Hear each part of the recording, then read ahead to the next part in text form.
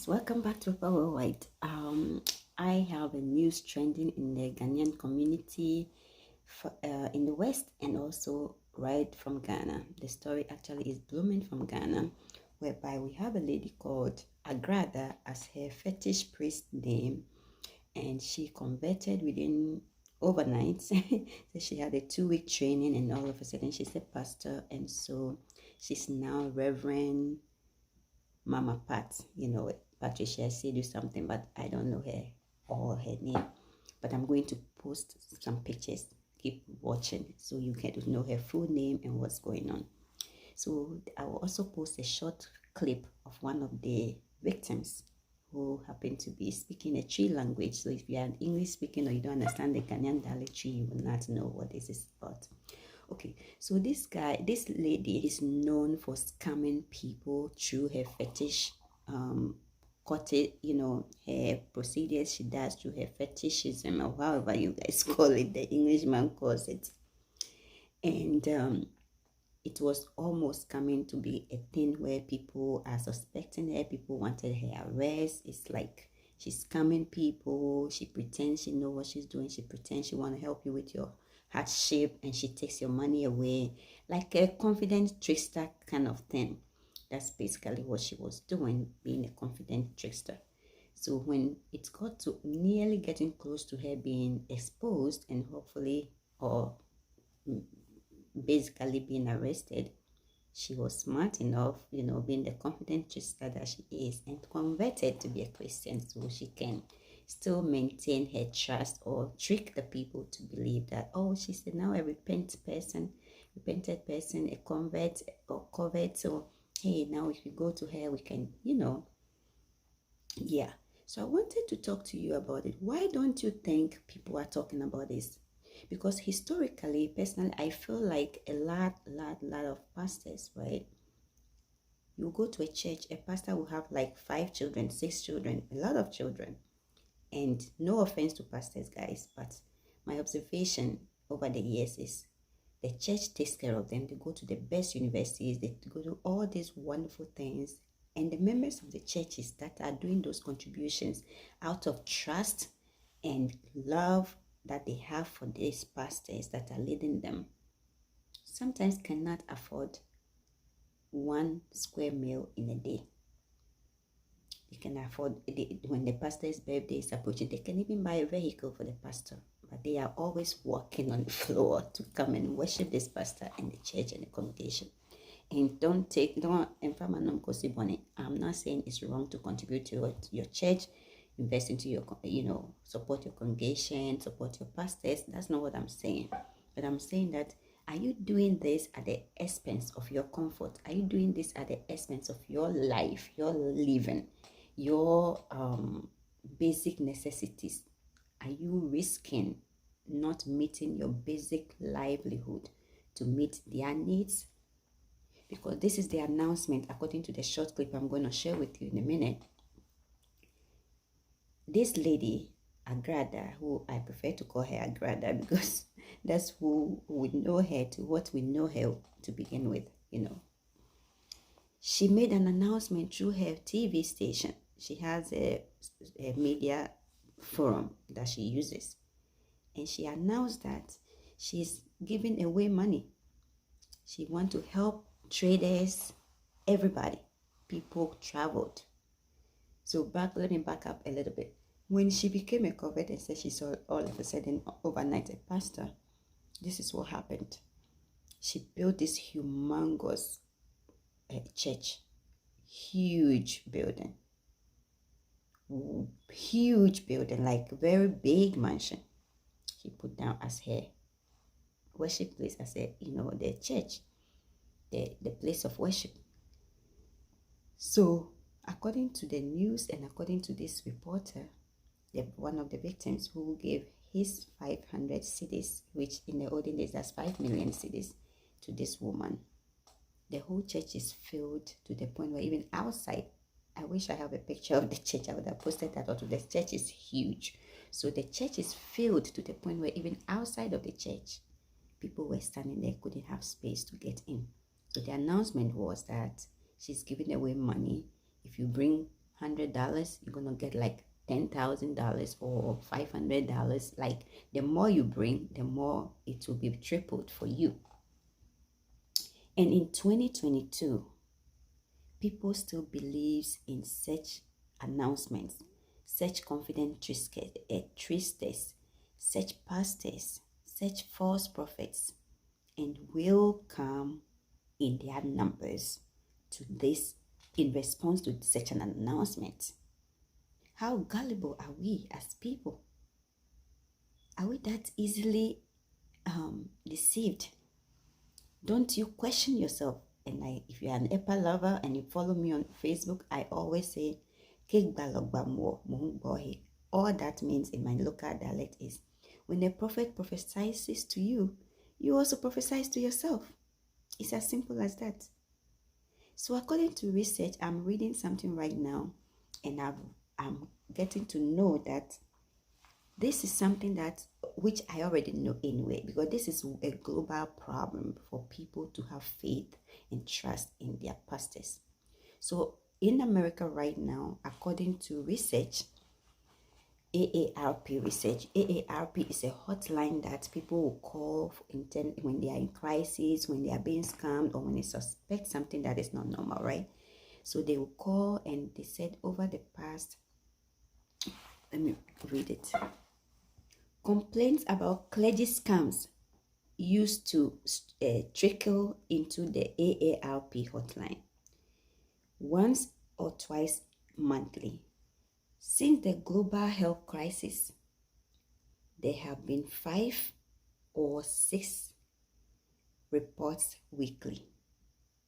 The organization reported last year, 2021, because this is a 2022 article.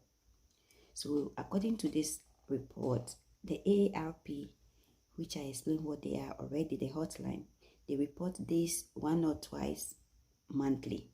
But according to most recent reports as of 2021, these reports have increased from 5 to like 6 every week. Look at the increased amount of scam that is coming from the clergy.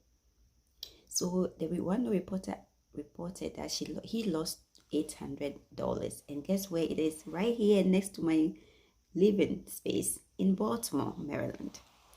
And you ask yourself, why are people doing that?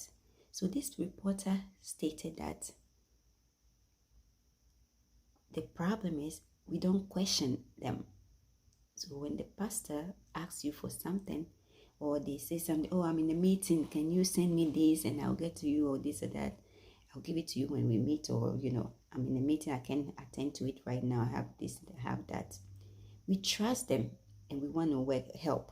We want to help them with the situation. If they reported something that is going on in the church that they need contribution for, they do what? They trust, they want to help. So out of their kindness that they want to help because they have it, and also the trust that they have for the pastor, like, hey, this is a pastor, he won't scam me, like what, So based on trust, that is what has increased this incident happening over and over and over again. And you know what? I believe it. You know why? Just look at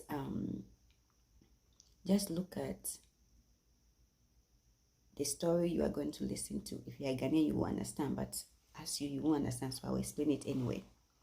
The man said, even as he is standing, he came all the way from Obuasi, a very far distance, different town, took vehicle and came to the church in the hope that his only 500 cedis will be multiplied, quadrupled, whatever for him. So he brought that 500. He took vehicle, paid for transportation, came to give this 500 cedis to this pastor, to the church, with hope of doubling it up, right?